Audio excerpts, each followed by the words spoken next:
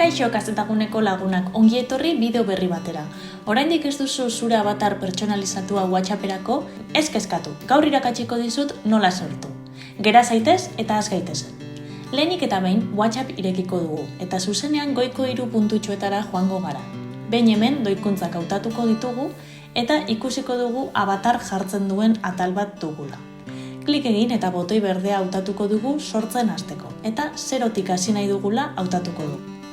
Larruaren tonuarekin hasiko gara. Nik hemengo hau aukeratuko dut. Ilearen estiloarekin jarraituko dugu. Beherantz jaisten bagara ditugun aukera guztiak ikusiko ditugu. Nik hau aukeratuko dut. Ez kezkatu zure ilearen kolorea marroia ez bada. Hurrengo atalean kolorea aukera dezakezu. Orain aurpegiaren forma aukeratuko dugu.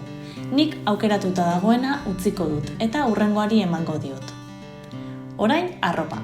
Estilo ugari ikus ditzakegu. Arropa hautatuta dugunean pertsonalizatzen jarraituko dugu. Horrela gure avatarra karakterizatzeko aukera gehiago izango ditugu. Atal hau irekiko digu aukera desberdinekin eta pixkanaka hemen goian ditugun atal guztietatik igaroko gara. Masailezurraren forma, aurpegiko markak, aurpegi lerroak. Ez dizkiot zimurrik jarriko. Eta begien forman handi batzuk hautatuko ditut. Kolore aldatzeko hemen dugun erruleta aukeratuko dugu. Nik begi berdeak aukeratuko ditut, eta makillaje pixka bat jarriko diot.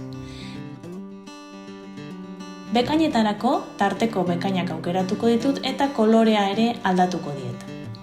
Goazen betaurrekoekin. Eguraldi ona hasi denez eguzkitako betaurrekoak jarriko dizkiot, eta sudurra pertsonalizatzen jarraituko dugu.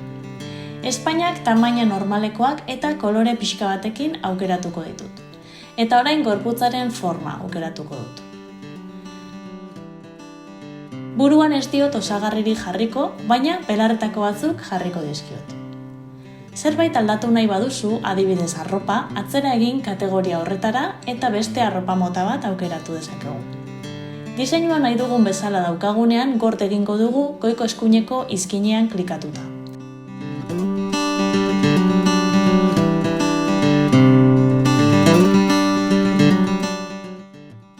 Orain, avatarra profileko irudi gisa erabili dezakegu. Profileko argazkia sortzeko emango diogu, eta aukera desberdinak izango ditugu gustokoena aukeratzeko. Irudiaren atzeko kolorea ere aldatu diezaiokegu. Gure avatarra elkarrizketatan erabiltzen hasteko chat batean sartuko gara. Taldekakoa edo banakakoa izan daiteke, eta beheko emotikonoan klik egingo dugu. Hemen avatar ikonoa aukeratuko dugu eta sortu diren sticker guztiak aterako zaizkigu. Erabiltzea nahi duguna aukeratu eta listo.